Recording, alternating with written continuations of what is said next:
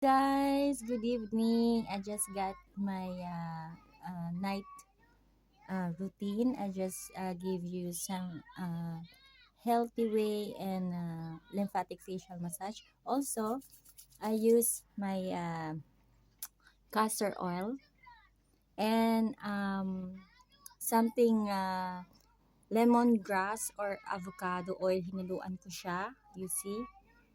So I mix that both and I rub it and I will start my night routine. So I just finish my shower.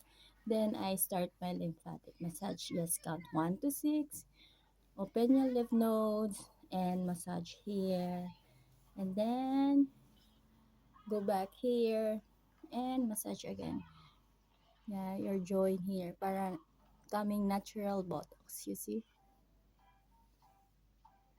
Like that. Like 6 counts and do like this. You can use your hand and like this or like this.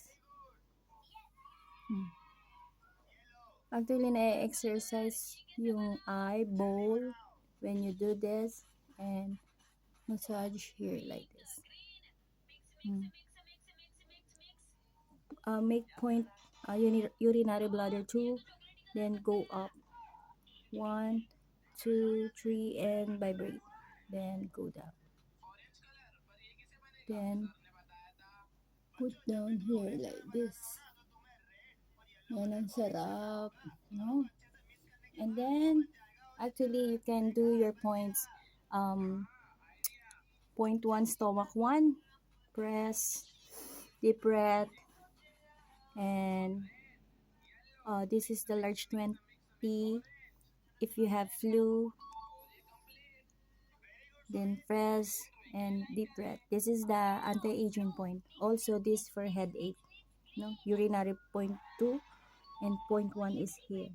So if also they have also 1, 2, 3 and okay 1, 2, 3 and here at the back of the gallbladder 20, 1, 2, 3, no, 3 points and then deep breath like this.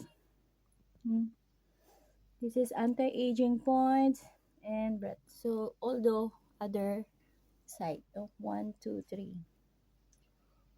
and then 1, 2, 3 like this.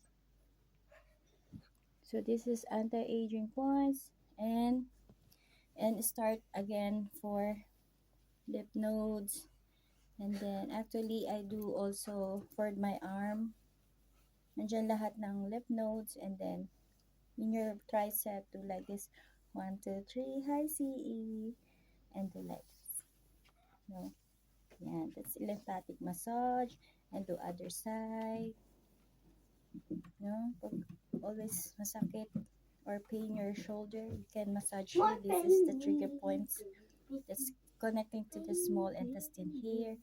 Point heart 1 and lung 1 and then massage like that. Okay? And then if still pain, you can do like this, your shoulder. And that's it for today. And enjoy your face, gloom, tight, and hydrate. You see? Actually, the castor oil is a powerhouse. It's a fatty acid. It's help our skin, muscle, hair.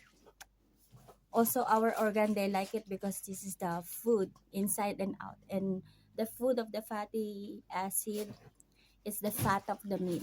And the best anti-inflammation food is beef. So don't worry if you want to eat beef. If you don't have kidney failure, it's okay. If you have kidney failure, not allowed to eat red meat, so you can eat white meat. So all protein is have glutamine, and the glutamine is all amino acid. That is protein. So that's it for today. Stay low carb. Have a good night.